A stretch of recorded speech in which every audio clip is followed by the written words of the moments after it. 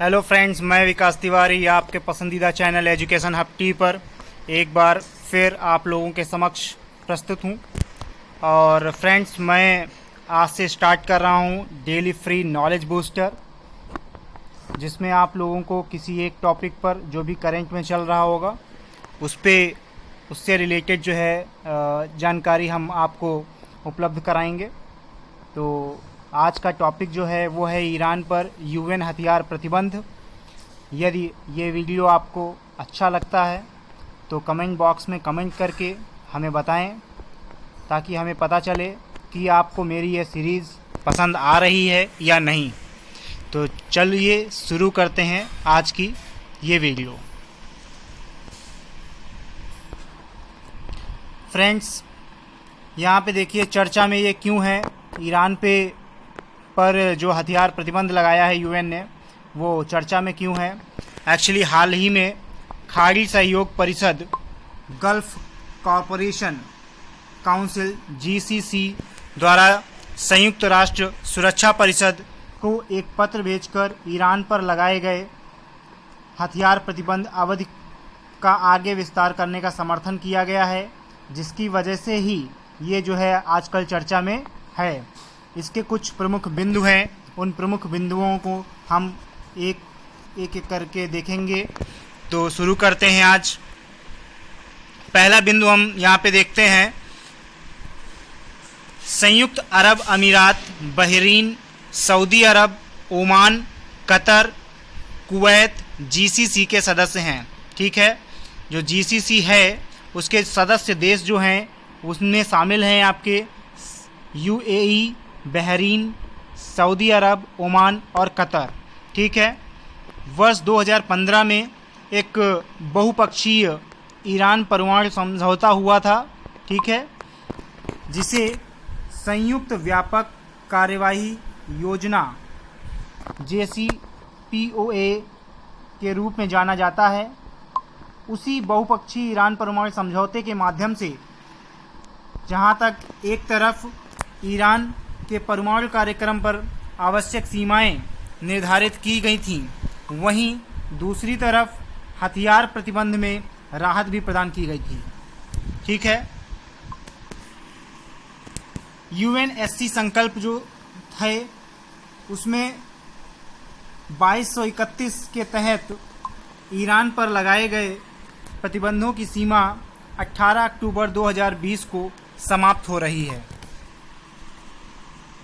तथा अमेरिका और JCPOA जो है वो हैं क्या, उसके अंतर्गत हम देखते हैं यहाँ पे ये वर्ष 2015 में ईरान और 6 प्रमुख शक्तिशाली देशों अमेरिका, रूस, चीन, फ्रांस, ब्रिटेन और जर्मनी। ठीक है, अमेरिका, रूस, चीन, फ्रांस, ब्रिटेन और जर्मनी द्वारा JCPOA समझौते को अंतिम रूप दिया गया था। लेकिन राष्ट्रपति डोनाल्ड ट्रंप ने वर्ष 2018 में अमेरिका को समझौते से एक तरफा अलग कर दिया। ट्रंप प्रशासन वर्तमान में ईरान पर लगाए गए हथियार स्थानांतरण प्रतिबंधों को आगे बढ़ाने के लिए अपने समर्थक देशों सहित अन्य सुरक्षा परिषद के सदस्यों को मनाने की कोशिश कर रहा है।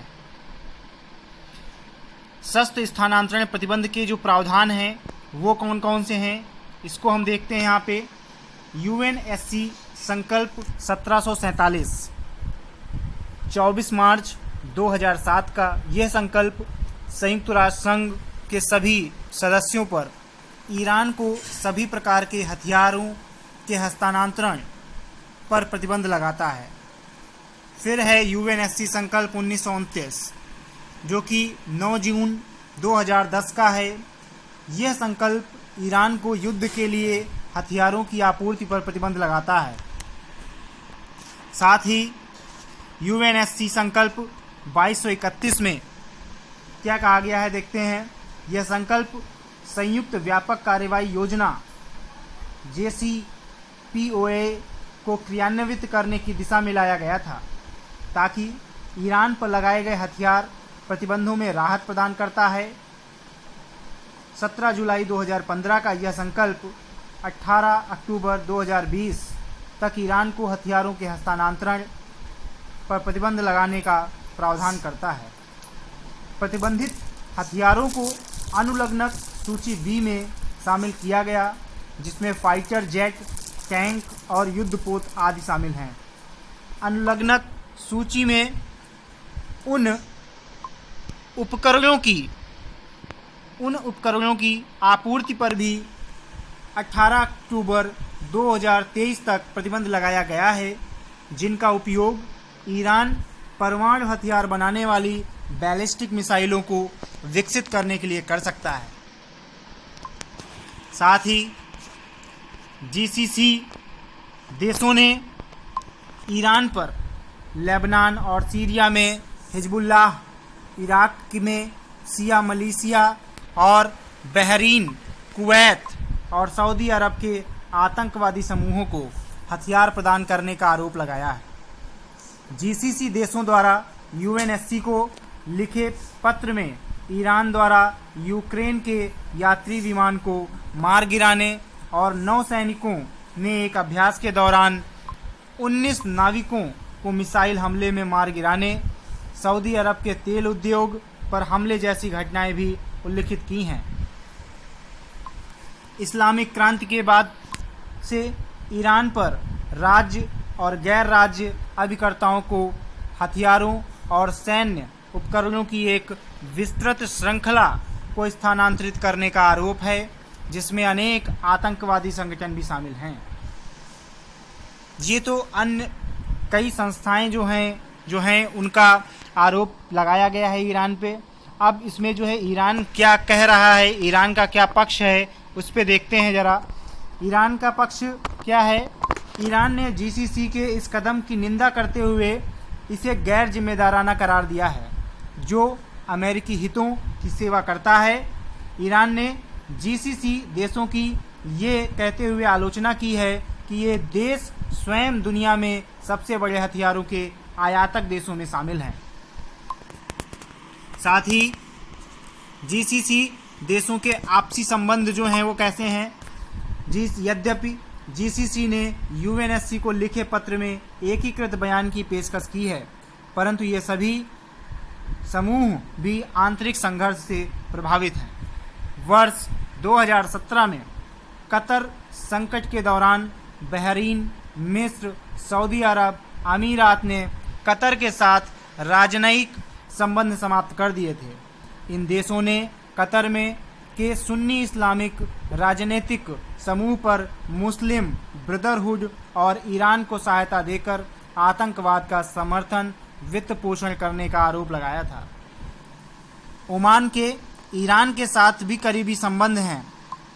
यह तेहरान और पश्चिमी दुनिया के देशों के बीच एक वार्ताकार मध्यस्थ की भूमिका निभाता है।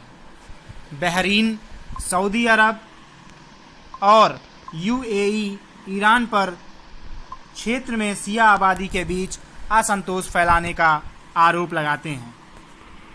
साथ ही देखते हैं कि इसकी आगे की जो संभावना है वो क्या है, इस पर चर्चा करते हैं।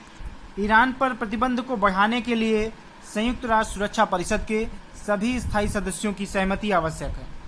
रूस और चीन ईरान के प्रमुख हथियार आपूर्तिकर्ता देश हैं। ये दोनों देश सुरक्षा परिषद के स्थायी सदस्य भी हैं। अतः ईरान पर प्रतिबंध के विस्तार को रोकने के लिए इनके द्वारा वीटो शक्ति का प्रयोग किया जा सकता है। रूस और चीन के अलावा यूरोप में भी कुछ देश प्रतिबंधों के विस्तार का विरोध कर सकते हैं।